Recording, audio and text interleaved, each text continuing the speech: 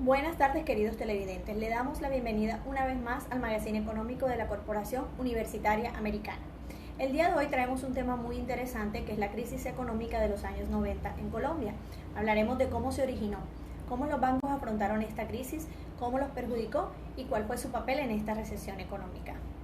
Para entrar en materia vamos con un experto en el tema, el economista Néstor Quiroz, desde Betulia, Antioquia, nos dirá cómo comenzó todo. Adelante, Néstor. Buenas tardes, Lady y televidentes del Magazine Económico. Como les comentaba mi compañera Lady, desde la hermosa Barranquilla, todo comenzó en el año 1972, cuando el gobierno decide implementar mediante el decreto 1229 de 1972 el UPAC, Unidad de Poder Adquisitivo Constante. Esto como una medida de compensación ante el avance de la inflación, con el objetivo de mantener, como su nombre lo indica, el poder adquisitivo del dinero, supuestamente de los ahorradores, pero al analizar con malicia podemos llegar a pensar que la idea era proteger a los actores de los títulos tenedores de deudas a largo plazo. En otras palabras, quienes prestaban dinero para vivienda.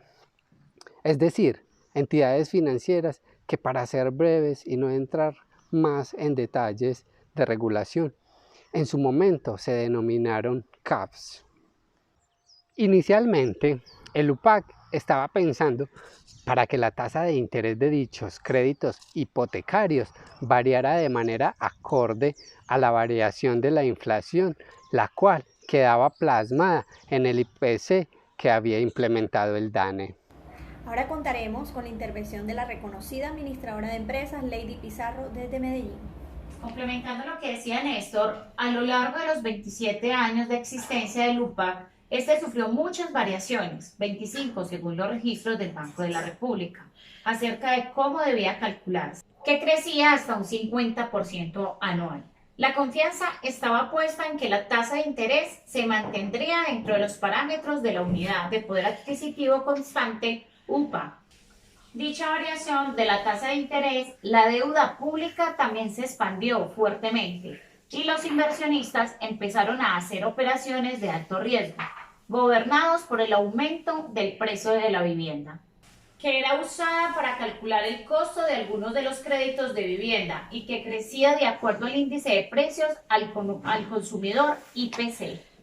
Patricia, ¿nos puedes ampliar más el panorama de acuerdo a los impuestos sugeridos en este tiempo? Buenas tardes, ladies y televidentes.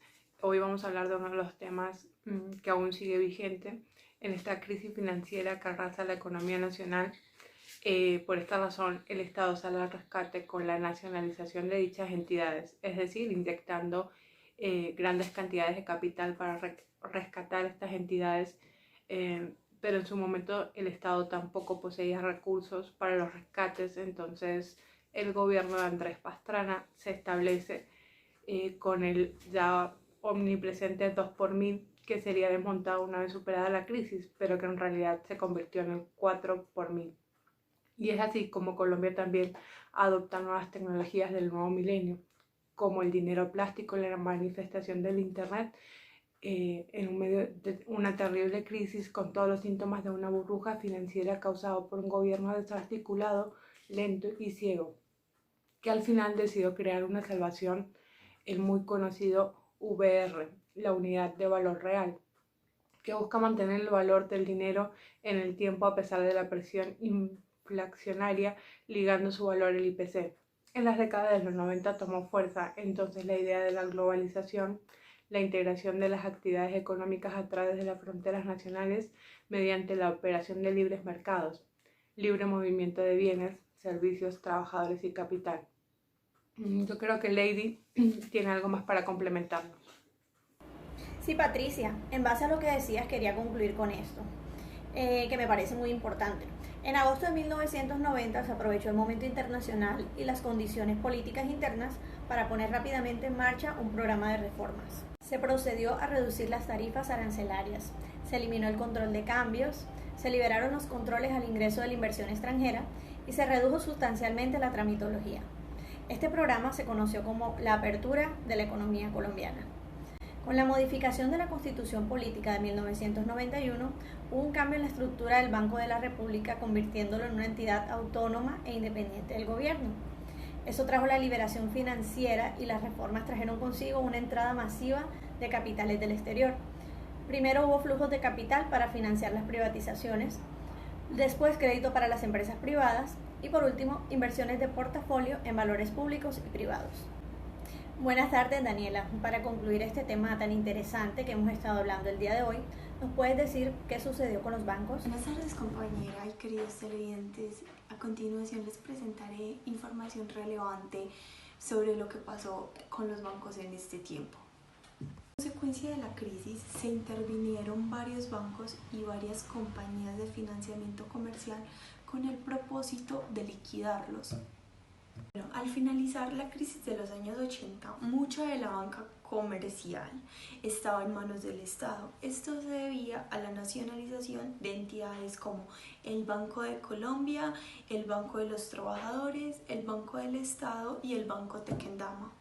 En los años 90, los bancos privados se convirtieron en el grupo más importante del país. A su vez, desaparecieron los bancos mixtos. Las corporaciones de ahorro y de vivienda se convirtieron en bancos hipotecarios o los demás fueron absorbidos por los grupos comerciales de sus respectivos grupos financieros. Entre los primeros bancos en liquidarse y que fueron cerrados fue el Banco Andino, el Banco del Pacífico y el Banco Selfín. La segunda entidad en liquidarse fue la compañía de financiamiento comercial FES. Las otras pasaron a ser administradas por Fogafín como Interbanco y la compañía de financiamiento comercial Aliadas, las que después se unieron y para luego ser privatizadas.